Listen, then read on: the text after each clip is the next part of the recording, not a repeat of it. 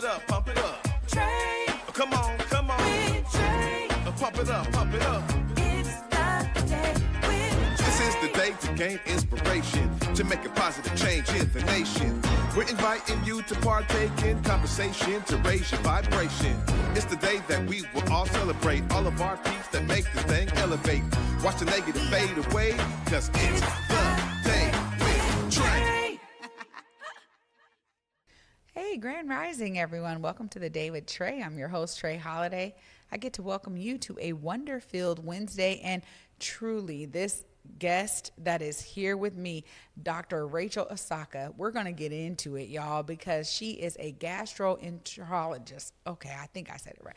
Gastroenterologist, okay? And we're going to be talking about colorectal cancer and screenings. They have an event coming up, trying to make sure that people are informed. So y'all know I got all the questions right for her. I'm so excited that she's joining us, but I'm also excited that you're joining us. Of course, this is the top of the show where you get to action item, do an action thing. Like it's a call to action, because you can help people share this show, help them find us, right? If you are inspired by our daily dose of dopeness and you know others who may be inspired as well, please share the show with others.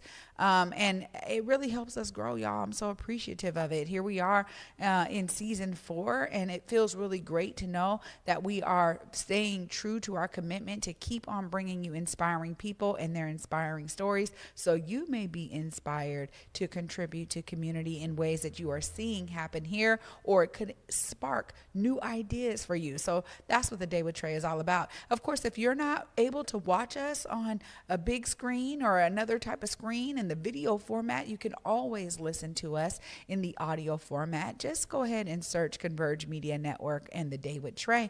You'll find us on any of your favorite podcast platforms. Now, okay, before I get into it with Dr. Issaka, I'm going to tell y'all that I am on my own health journey. And for some of you who may have been watching for quite some time, you have experienced me talking about my own health journey, my own trainers, trying to get into the gym, trying to make sure I'm eating well and having a balanced way of eating. Because when I first started tapping into veganism, y'all, I was eating everything that said plant-based. I'm like, ooh, these chicken nuggets, plant-based. Ooh, these mini corn dogs, plant-based.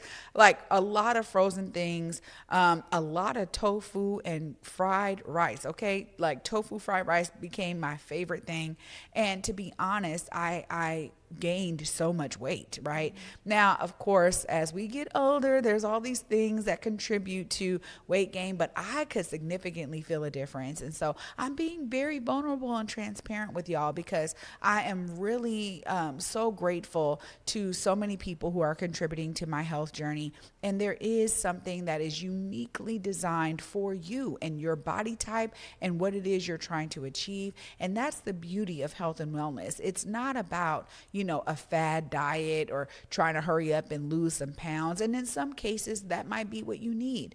But in most cases, people are looking to find a way to be well, for their body to be healthy, for them to feel healthy inside of their body. And that's a part of what I'm experiencing. And I got to tell you, my grandbaby being born was a strong reminder of just how important it is to be healthy, be well. I want to play with him, run around at the beach, at the park. I want to have fun with him. And it was such a great reminder for me to get my body in a better physical condition, to get my health and wellness under control. So if you're someone who is looking for health and wellness, please know there are so many amazing folks doing health and wellness. But I got to shout out my trainer, Mr. Bull Stewart of the Stewart Performance Center and also the Columbia City Fitness Center. So 2 different locations, but he has been training weightlifters for decades. He is amazing as a trainer and so incredible. Bull, this one's for you. If you're watching out there, I truly appreciate the mornings we get to spend together, having great conversation, but getting my body in better shape in such a holistic way. So if y'all have folks that we need to be interviewing because they're helping you on your health and wellness journey, please make sure you email us at thedayWithTrae@whereweconverge.com. You can also go ahead and shoot me a DM on Instagram at Trae Holiday. Would love to hear about other folks who are contributing to the health and well-being of so many of our community members, because we truly need it. Well, after this short break, up next, we got Dr. Rachel Issaka in the building, and we're going to be talking all things colorectal cancer, y'all. This is something we need to know about. We need to be informed. Definitely stay tuned. You don't want to miss it. You're watching The Day with Trae.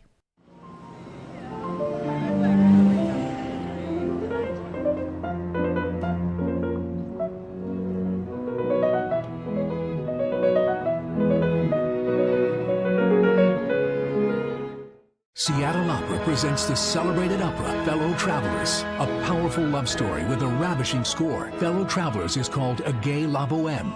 On stage February 21st through March 1st at McCaw Hall. Details at seattleopera.org.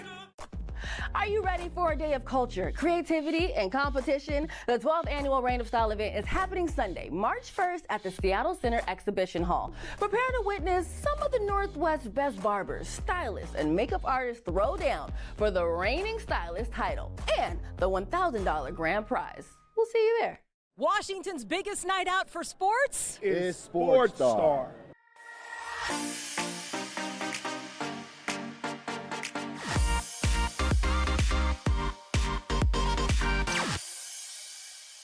Hi, everyone. Welcome back to The Day with Trae. I'm your host, Trae Holiday.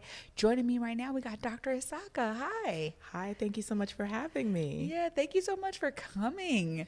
I think you're the first gastroenterologist we've had on. And you see, I was Really? struggling with the word. You had it, But yeah, though. you know what? This is a part of health and wellness that is not discussed enough, particularly in Black community, but I'm sure other communities as well. Tell us a bit about what got you into this field. Yeah, so I trained in Chicago.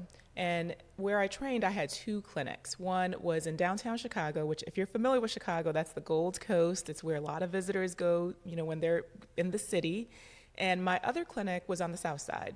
And so if you, again, are familiar with Chicago, you know that the south side of the city is where most Black Latino individuals live, and downtown, it tends to be more white. And what I noticed was in clinic, I would tell people about colon cancer. And my clinics in the downtown area, predominantly white patients would say, of course, I'll screen, let me know when and where, I'll be there. My Black patients, my Latino patients were very hesitant. And it got me asking why.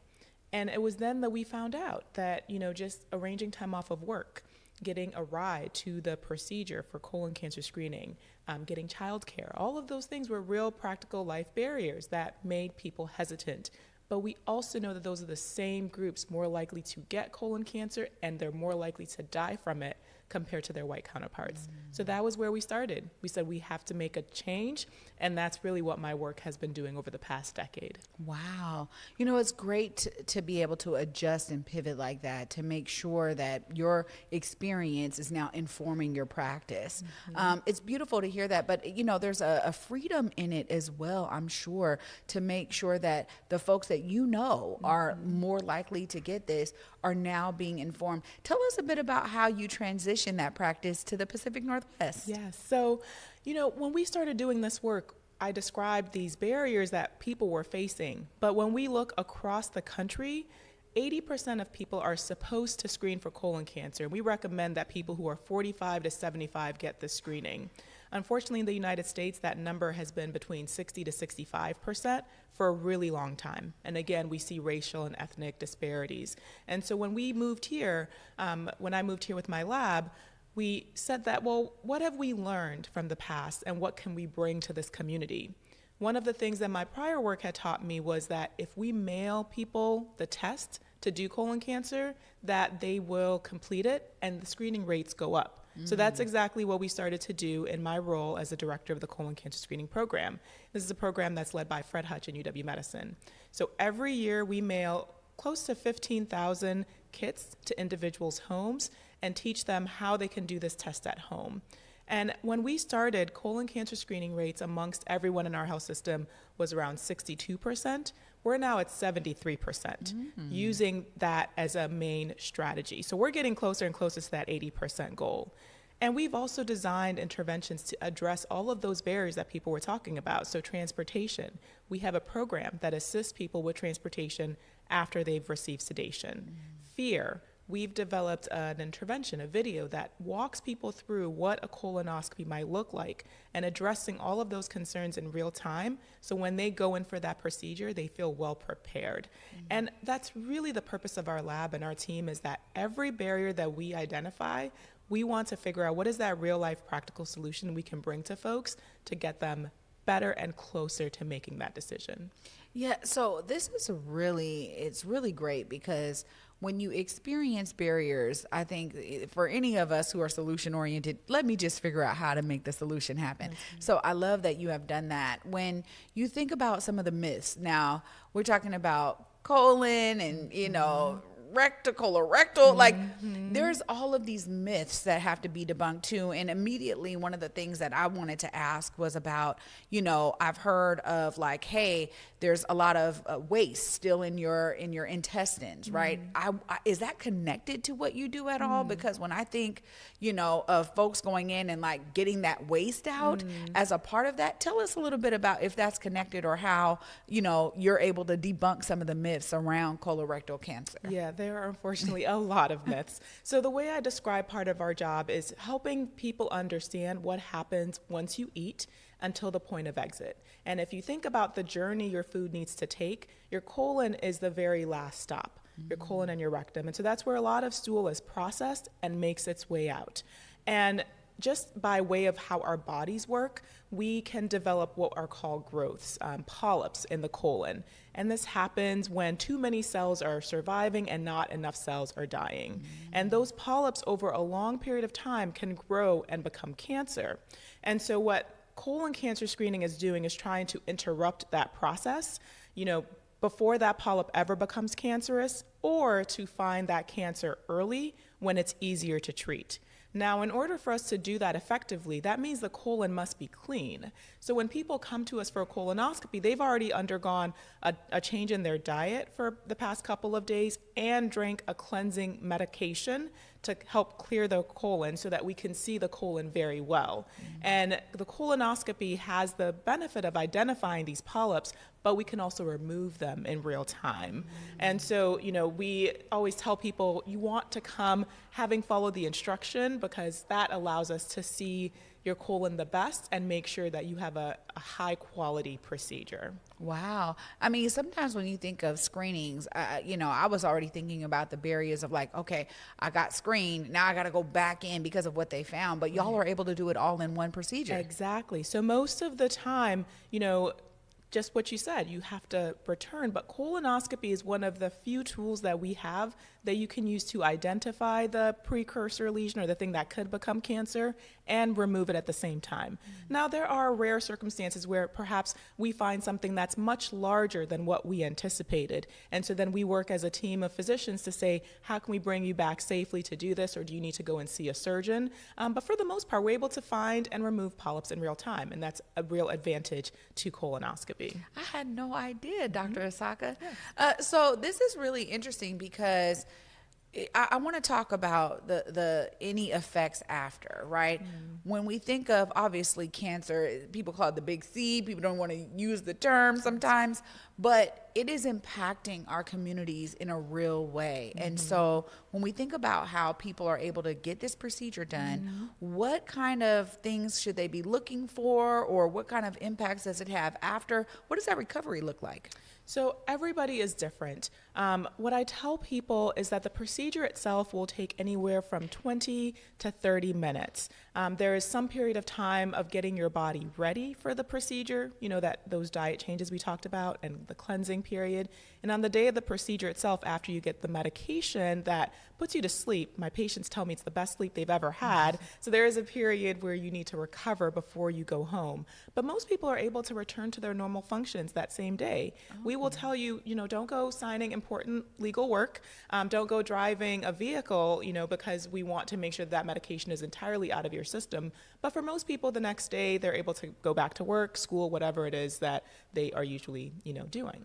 Wow, so it's not really taking up too much time or recovery period or anything. Not at all. These are outpatient procedures that we can do and again have people return to their normal daily lives. So when we think of folks cleaning their body out, I mean, this is a real thing. You know, we have the power of choice over what we're putting in our body in the first place. What kind of advice do you give to patients who, you know, maybe have to go through this procedure, get the polyps removed, in terms of like how they eat moving forward? Is that a part of this? Yeah. You know, for them to stay healthy? Absolutely. And so we think about cancer on a spectrum, right? We are trying to prevent cancer ideally, but if you do get it, we're trying to find it early, treat it, and then help you get back to your normal life as you knew it. And so in that spectrum, you know, there are things that we can do to prevent cancer, reduce our risk of getting it. For colon cancer specifically, we think of, you know, how can we reduce alcohol intake? Alcohol is something that has been associated with many cancers, colon cancer being one. There has been a huge rise in colon cancer in young people, for example, and some of the early studies are showing that alcohol may be a driver of that particular phenomenon. So how can we get folks to drink less? And by less, we mean less than 2 drinks per day, ideally. Really, less is more when it comes to alcohol in this instance. Tobacco. We know that the smoke from cigarettes and other tobacco-containing products can also change cells, causing them to become more cancerous. And so removing tobacco exposure will reduce your risk of many cancers, including colorectal. Red processed meats is another thing that's been tied to colorectal cancer. We know that when we char foods, especially, you know, thinking about like jerkies and charred barbecues, there are certain chemicals that are released from that process that can turn the cells in our bodies into cancer quickly. And so when we can reduce the exposure of our body to those chemicals, we can reduce the likelihood that we would develop polyps and then later become cancer. And then what are the things that help? So we know, for example, fiber is something that's really good for our gut health and can help just overall keep our guts healthier, reduce our risk of developing polyps, and just, you know, making sure that our bowel movements are normal and that we're not straining a lot when we go and have bowel movements. Most Americans do not get the daily recommended amount of fiber. And so how can we always look for ways to incorporate more fiber into our diet? We think for women, they should be getting about 28 to 30 grams of fiber a day. For men, it's about 35 grams of fiber a day. Again, most Americans aren't getting that. So there are foods that are rich in fiber that can be incorporated into your daily diet: avocados, beans, green leafy vegetables. So wanting to do more of those things. And then I'll add physical activity. We know that moving our bodies really helps, you know, keep our cells in our bodies healthy, reduces the risk of some of those turnovers becoming into cancer, and there's been an association between obesity and lots of cancers. And so when we are able to physically move our body at least 3 to 5 times a week vigorously, that can help reduce our risk of colon cancer and others as well. Wow, this is a wealth of knowledge you're bringing here to the Day with Trae, Dr. Issaka.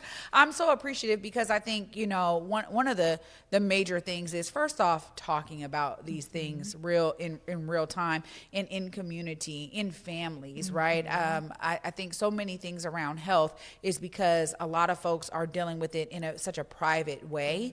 And so events like what you are putting on really help to make this a bit more normalized in our society and in our community. Can you tell us about why, you know, making sure people know about this event is so important? Yeah, so in the United States, it's recommended, again, everybody 45 to 75 should get screened for colon cancer. A lot of people don't know that. And so events like ours are to help educate people so you can know that once you're 45, you need to really be having that conversation with your healthcare team saying, what are my options here for colon cancer? And there are options, but which one works for me? Let's figure that out together.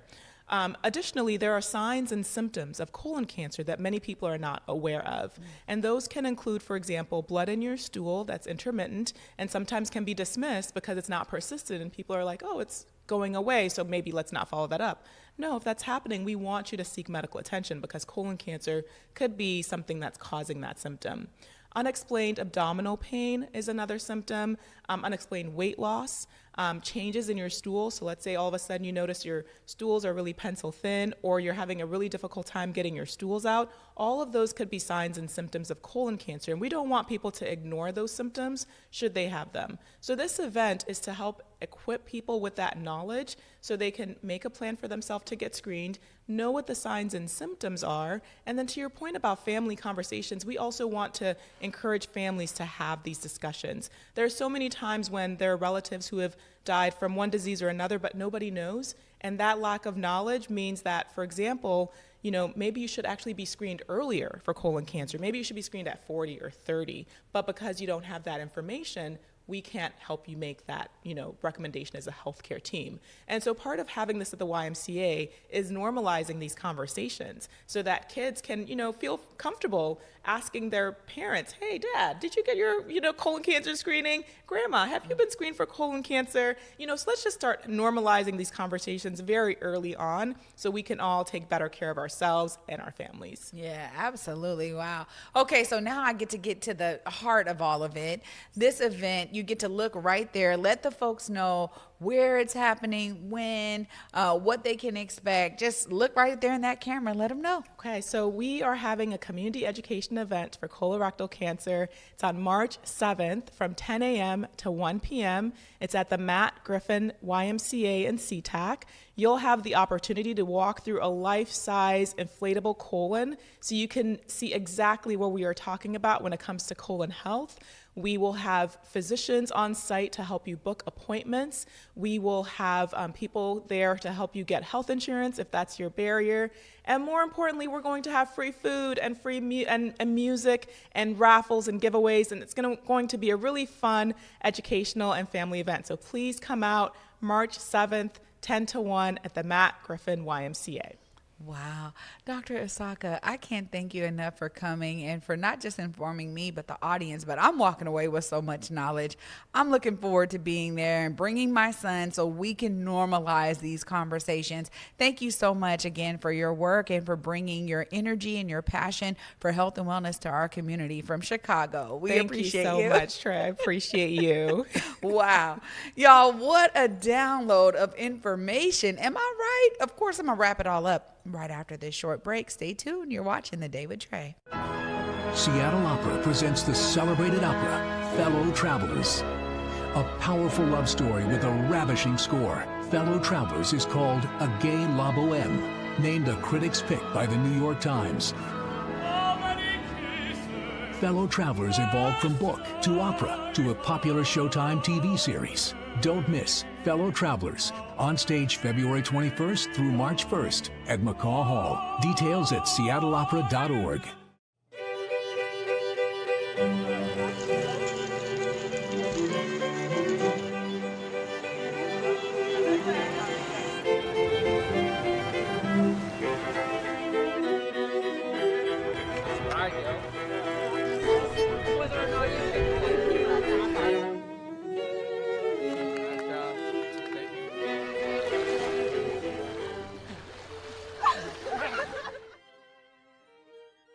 Welcome back, y'all, to The Day with Trae. I'm your host, Trae Holiday. I just got to give a huge shout out to my guest today, Dr. Rachel Issaka. What a wealth of knowledge around colorectal cancer. Now, this is real and this is serious, and I appreciate when we have experts like Dr. Issaka on because, of course, I have so many questions, but I'm sure you all do too. So make sure you mark your calendars for March 7th, 10 to 1. Get down there to the Matt Griffith YMCA.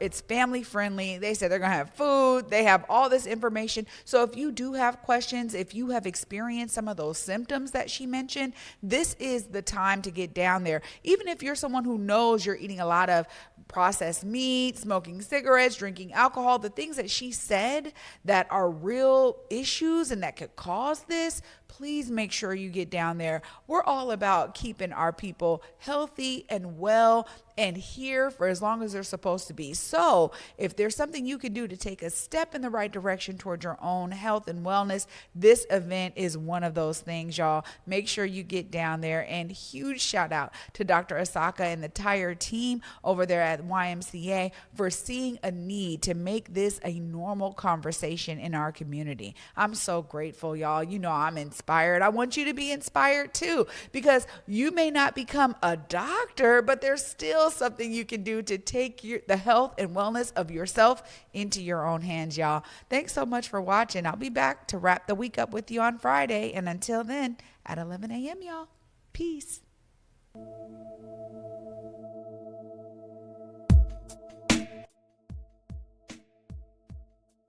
Converge Media produces culturally relevant content for Black and urban audiences.